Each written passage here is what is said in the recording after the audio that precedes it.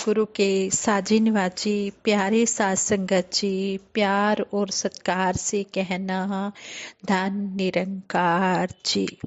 अरदास है करदे हाँ चोली सब दे भर दे, इंसान कुल दुनिया दे दाता सब नु सुखी कर दे।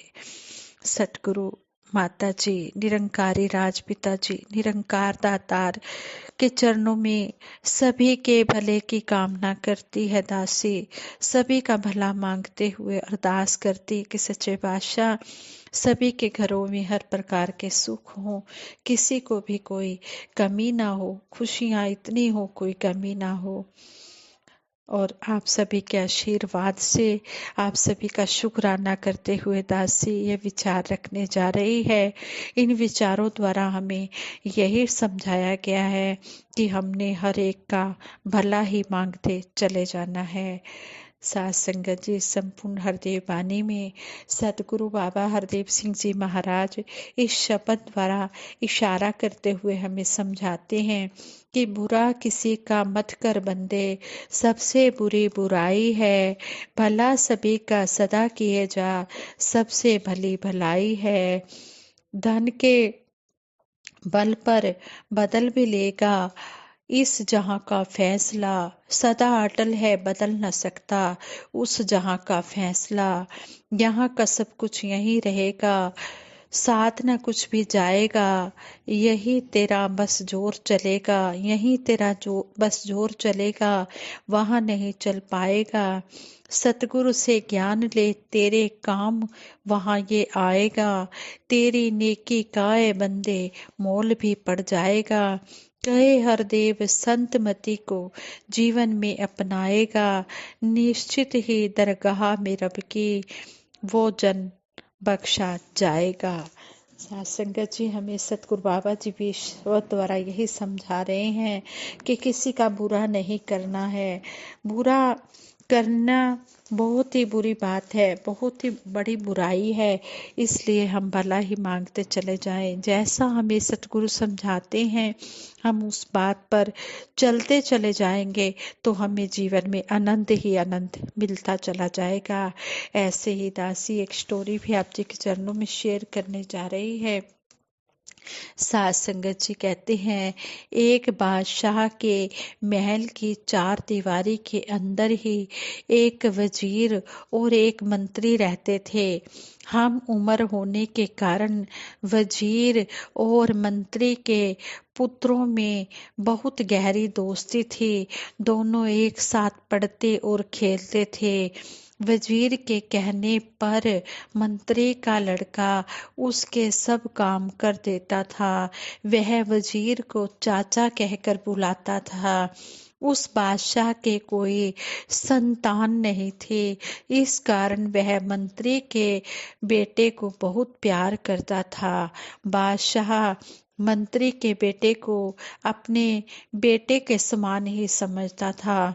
उसने उसे महल और दरबार में आने जाने की पूरी छूट दे रखी थी। मंत्री के बेटे के प्रति बादशाह का प्रेम देखकर वजीर को बहुत ईर्ष्या होती थी। वजीर चाहता था कि बादशाह केवल उसके बेटे को ही प्यार करे, क्योंकि यदि बादशाह ने उसके बेटे को गोद ले लिया तो बादशाह की मृत्यु के बाद उसका बेटा ही राजगद्दी पर बैठेगा। वजीर की इच्छा के विपरीत बादशाह का प्यार मंत्री के बेटे के प्रति बढ़ता ही गया। बादशाह वजीर के बेटे को जरा भी पसंद नहीं करता था, इसलिए वजीर मंत्री और उसके बेटे से मन ही मन ईर्ष्या करने लगा। वजीर ने मंत्री के बेटे को मारने का निश्चय किया। उसने मंत्री के बेटे को एक रुमाल और पैसे देकर कुछ सामान लाने के लिए कहा। वजीर ने मंत्री के बेटे को अच्छी तरह समझाया कि जो सामान मार्केट में गली की नुक्कड़ वाली दुकान, जो भी सामान लाना है वो मार्केट में गली की नुक्कड़ वाली दुकान से ही लाना है।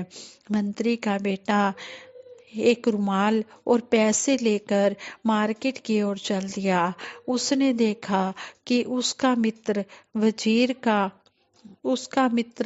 वजीर का बेटा भी वहां पर खेल रहा है। उसे देखकर वजीर के लड़के ने मंत्री के बेटे से कहा वजीर के बेटे ने मंत्री के बेटे से कहा कि तुम मेरी जगह खेल खेलो, मैं जाकर तुम्हारा सामान ले आऊंगा। मंत्री के बेटे ने उसे पैसे और वह रुमाल देकर दुकान का एड्रेस भी बता दिया। इस प्रकार वजीर का बेटा वह सामान लेने चला गया और मंत्री का बेटा वहां खेल खेलने लगा।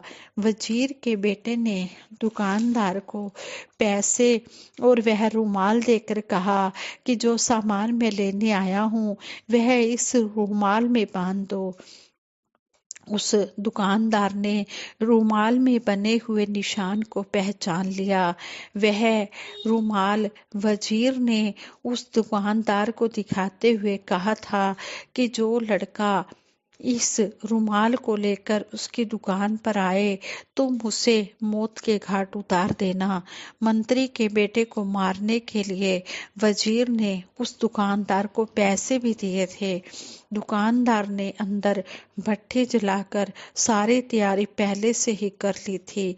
दुकानदार ने वह रुमाल और पैसे लेकर उस लड़के को वहां बैठने के लिए कहा और स्वयं अंदर सामान लेने चला गया। तभी वहां पर वह लड़का भी पीछे पीछे चला गया। उस दुकानदार ने तुरंत उस लड़के को उठाकर जलती हुई भट्ठी में डाल दिया। मंत्री का बेटा खेल खेल कर अपने घर जा रहा था कि उसे रास्ते में वजीर मिल गया। मंत्री के बेटे ने पूछा, चाचा भैया सामान ले आया? इतना सुनते ही वजीर के पैरों के नीचे से जमीन खिसक गई। तभी मंत्री के बेटे ने कहा, चाचा भैया ने मुझसे रुमाल और वह पैसे ले लिए थे और कहा कि तुम मेरी जगह खेल खेल लो और मैं सामान लेकर घर चला जाऊंगा। मैंने भैया को दुकान का एड्रेस भी बता दिया था।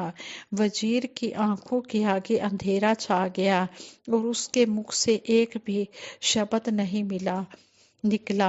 अपने बेटे को याद करता हुआ वह अपने घर चला गया। उसे वह कहावत याद आ रही थी कि जो दूसरों के लिए कुआं खोदता है उसमें वह स्वयं ही गिरता है। तो इस कहानी से भी यही शिक्षा मिलती है कि जो किसी का बुरा करना चाहता है ईश्वर उसी प्रकार उसका ही बुरा कर देते हैं। इसलिए हमें कभी किसी का बुरा नहीं करना चाहिए। बुरे काम का बुरा ही नतीजा होता है।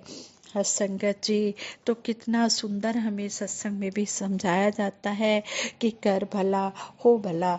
जो दूसरों का भला मांगते हैं उनको अपना भला मांगने की जरूरत नहीं पड़ती है, उनका अपना भला अपने आप ही हो जाता है। तो हमने इन बातों को अपने जीवन में पूरी तरह से अपनाना है, तभी हम भक्ति के रास्ते में आनंद ले सकते हैं।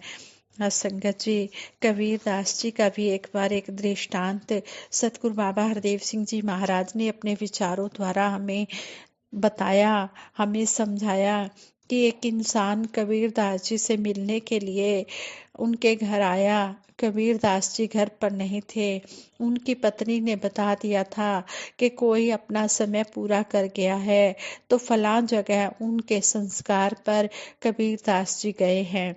तो वह व्यक्ति कहने लगा कि मैंने तो कबीर दास जी को कभी देखा ही नहीं, मैं कैसे पहचानूंगा। तो कबीर दास जी की पत्नी कहने लगी, देख लेना, जिसके सिर पर कलगी लगी हो वही कबीर दास जी होंगे। वह इंसान वहां पहुंच गया और यह देखकर हैरान हो गया कि हर किसी के सिर पर कलगी लगी है। वह बड़ी सोच में पड़ गया कि इनमें से कबीर दास जी कौन से हैं। थोड़ी देर रुक गया।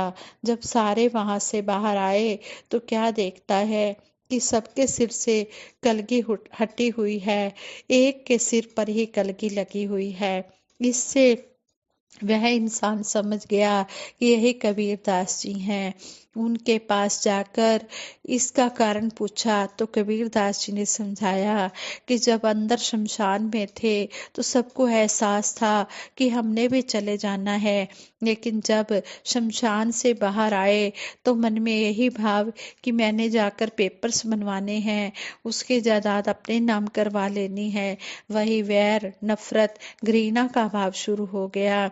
जैसे एक चोर चोरी करने गया, घर में दाखिल हुआ तो देखा कि आंगन में बत्ती जल गई, लाइट जल गई है। वह चोर घबराहट में पड़ गया कि बाहर कोई जाग गया है। थोड़ी देर में आवाज सुनाई दी। भाव जिस दरवाजे से आया था, घर के लोगों ने वहां पर चिटकनी लगा दी। वह चोर घबरा गया कि अब तो मैं पकड़ा जाऊंगा, अब तो मेरे बचने का कोई उपाय भी नहीं है। हे प्रभु, वह प्रभु को पुकारने लगा, हे प्रभु मुझे यहाँ से निकाल दो, मैं फिर तौबा करता हूँ, कभी चोरी नहीं करूँगा। और ऐसी कृपा हुई कि एक खिड़की कहीं खुली मिल गई और वह निकल गया। एक दिन भी नहीं बीता, दूसरे घर फिर चोरी के लिए, दूसरे घर चोरी के लिए फिर तैयार हो गया। कहने का भाव यही है कि महापुरुष हमारे मन को फोकस करते हैं इस प्रभु की तरफ, शाश्वत शाश्वत की तरफ। कहते हैं उठत बैठत हरि भजो, साधु संग प्रीत। इस हरि का सिमरन होता रहे, हरि का एहसास होगा तो हमारी सोच भी निर्मल होगी। छीना झपटे के बजाय प्यार का भाव होगा।